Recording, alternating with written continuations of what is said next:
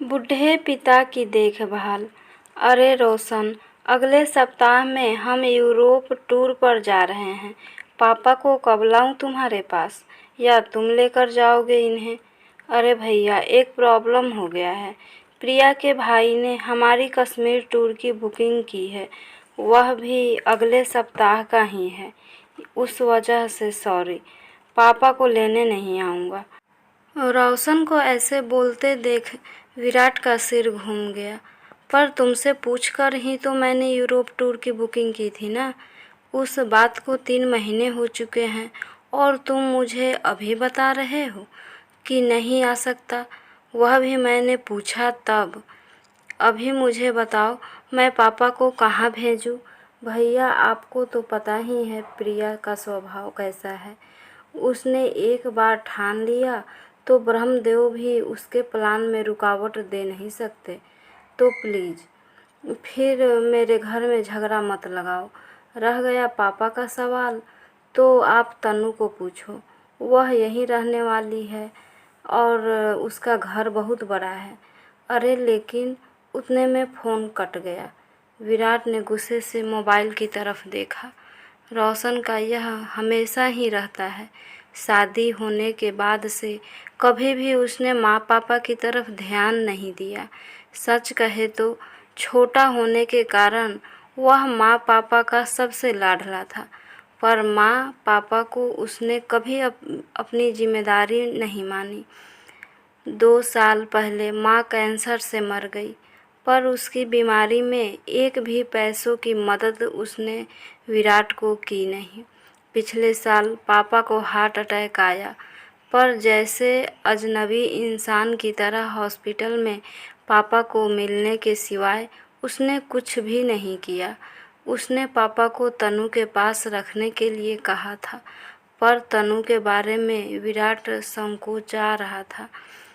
तनु यह उनकी छोटी बहन थी, एक नंबर की लालची और स्वार्थी औरत थी। माँ थी तब माँ से मीठी मीठी बातें करके अच्छी अच्छी साड़ियाँ गिफ्ट लेती थी। परिस्थिति अच्छी होते हुए भी पति को बिजनेस को चाहिए, ऐसे बोलकर उसने माँ पापा से 10 से 12 लाख ले लिए थे, पर वापस देने का सोचती भी नहीं थी। रिश्ते बिगड़े नहीं, इसलिए विराट भी कभी नहीं बोला, पर उसकी पत्नी जागृति यह सब देख रही थी। उसकी खुसुर फुसुर चल रही थी। विराट उसकी तरफ ध्यान नहीं दे पाता था। माँ के जाने के बाद वैसे तनु को भाई पापा भाभी से इंटरेस्ट ख़त्म होने लगा। उसने बेमन से तनु को फ़ोन किया। तनु, हम यूरोप टूर पर जा रहे हैं 15 दिनों के लिए। पापा को लेकर आऊँ क्या तुम्हारे घर? अरे भैया, मेरी ननद आ रही है डिलीवरी के लिए मेरे पास। मुझे बताओ, मैं उसकी तरफ ध्यान दूँ कि पापा की तरफ? लेकिन तनु, तुम्हारा घर तो बहुत बड़ा है, पापा कहीं भी रह सकते हैं। नहीं बाबा, उनको फिर से अटैक आया तो मैं कहाँ ढूंढती रहूं डॉक्टर को। इससे अच्छा तुम एक वृद्ध आश्रम में भेज दो, कोई दिक्कत नहीं होगी फिर। तनु, हम 3 भाई बहन के होते हुए भी उनको वृद्धाश्रम में भेजना अच्छा नहीं लगेगा। देखो भैया, मैं नहीं रख सकती उन्हें। अगर आपको मेरा सुझाव पसंद नहीं आया तो फिर तुम ही देखो बाबा का क्या करना है। इतना कहकर उसने भी फ़ोन कॉल कट कर दिया। घर आने के बाद विराट ने जागृति से पूछा, पापा को कहाँ भेजेंगे? जागृति हमेशा की तरह वह भड़की। हमने क्या ठेका ले रखा है पापा को संभालने का? इन दोनों की कोई भी जिम्मेदारी नहीं है क्या? उसका बोलना भी सच था।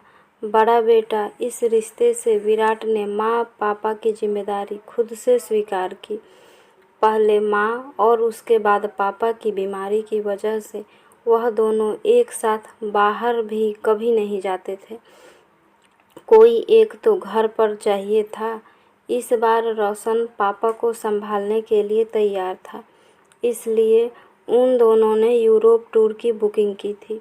हनीमून के बाद पहली बार दोनों और बच्चे एक साथ ट्रिप पर जाने वाले थे। ट्रिप के सब पैसे दिए गए थे और आज अचानक रोशन ने मना कर दिया। वह सुनकर जागृति रोने लगी।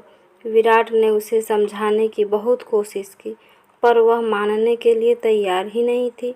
मुझे कुछ नहीं पता, कुछ भी करो हम ट्रिप पर जाएंगे ही जाएंगे। पापा को पोता पोती से सब बातें मालूम पड़ी। वह विराट को बोले, अरे क्यों इतनी टेंशन ले रहे हो तुम? रहूँगा, मैं अकेले रह जाऊँगा, तुम सब जाओ। ऐसा क्यों बोल रहे हो पापा आप? आपको एक अटैक आ चुका है।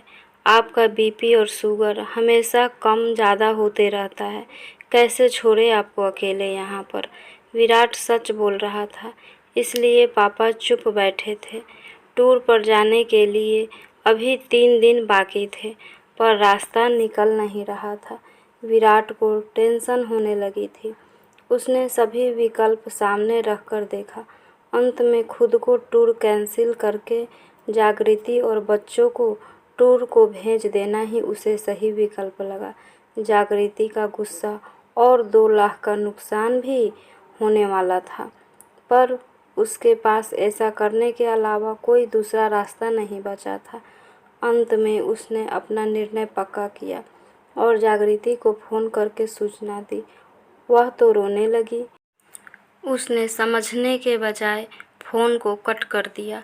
बाद में ड्राइवर को फ़ोन करके तैयार होने के लिए कहा और वह ऑफिस के बाहर आकर गाड़ी में बैठ गया। गाड़ी ट्रैवल एजेंसी की तरफ ले जाने को कहा। बहुत टेंशन में दिख रहे हो साहब, उसके ड्राइवर जगन ने उससे पूछा। फिर विराट ने सब बातें उसे बताई। वह सुनने के बाद वह बोला, अरे साहब, फिर तुम क्यों ट्रिप कैंसिल करते हो? मैं अपने घर लेकर जाता हूँ बड़े साहब को। नहीं नहीं, क्यों तुम्हारी फैमिली को परेशान करना? पापा की ज़्यादा देखभाल करनी पड़ती है, उनकी दवाइयों का, खाने पीने का वक्त देखना पड़ता है। अरे साहब, उसमें क्या है, हम भी अपने पिताजी का करते हैं ना, उनका भी बाईपास हुआ है। आपको भी पता है यह सब। मेरे पिताजी बड़े साहब को पहचानते हैं, दोनों की अच्छी दोस्ती हो जाएगी। देखो वह कुछ नहीं, मैं बड़े साहब को लेकर जाऊंगा। एक ड्राइवर के घर पापा को भेजना विराट को कुछ अच्छा नहीं लगा, लेकिन ड्राइवर का हट देखकर उसने पापा को ही पूछकर फैसला लेना सही समझा। ठीक है, चलो गाड़ी घुमाओ, हम पापा से पूछते हैं। वह रेडी हो जाए तो मुझे कोई दिक्कत नहीं है। जगन बहुत खुश हुआ। घर जाकर उसने बड़े साहब से पूछा। पापा भी तैयार हो गए।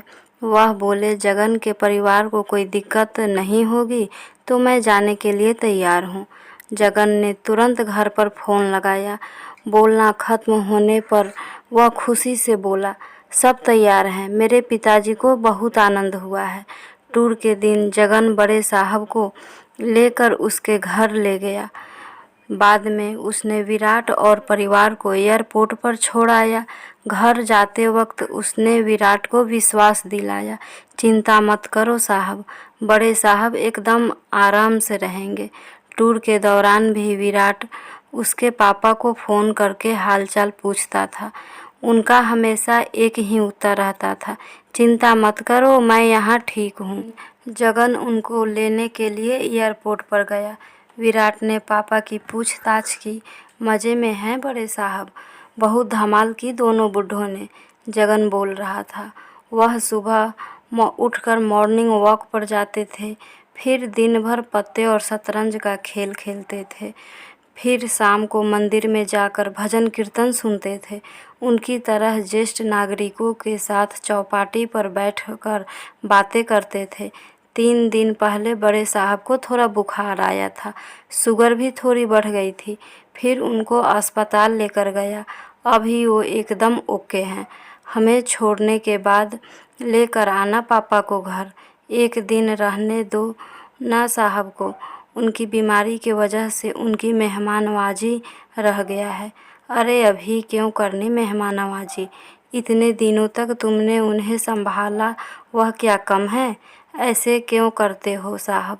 अपने घर आने वाले मेहमान को मेहमान नवाजी किए बिना कैसे भेजे। और यह मैंने संभाला, ऐसे बोलो मत, मैंने कुछ ज़्यादा नहीं किया। बड़े साहब ही अच्छे से रहे हमारे घर। अच्छा बाबा, ऐसे बोलकर विराट ने उसे हाँ कहा।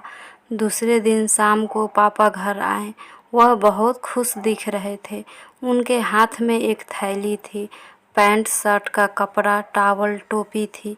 वह देखकर विराट बोला, अरे इसकी क्या ज़रूरत थी जगन।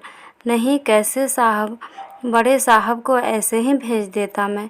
उतने में जागृति ने विराट को अंदर बुलाया और कहा, सुनो जी, उसका एहसान मत रखो, 5 से 10 हज़ार उसे दे दो। विराट को वो सही लगा। जगन के घर जाकर उसने 10,000 रुपये उसके हाथों में दिए। जगन ने उसकी तरफ आश्चर्य में देखा और फिर वह 10,000 उसके जेब में रख दिए और बोला, यह क्या है साहब? अरे पिता को संभालने का कोई पैसा लेता है क्या भला? और हाँ, आगे भी कभी ऐसा प्रसंग आया तो बड़े साहब को बिंदास्त मेरे घर भेजना। विराट का मन भर आया। उसने जगन को गले लगा लिया। 3-4 दिनों बाद रोशन और तनु का फ़ोन आया। टूर कैंसिल किया या फिर पापा को वृद्धाश्रम में रखा था, ऐसा पूछ रहे थे दोनों। विराट के मुंह से इतना ही निकला कि उस दिन असल मायने में मुझे भाई मिला जिसने पापा का ख्याल रखा। फ्रेंड्स, आशा करती हूँ ये कहानी आपको ज़रूर पसंद आएगा। प्लीज़ लाइक, सब्सक्राइब और शेयर करना ना भूलें। Thank you.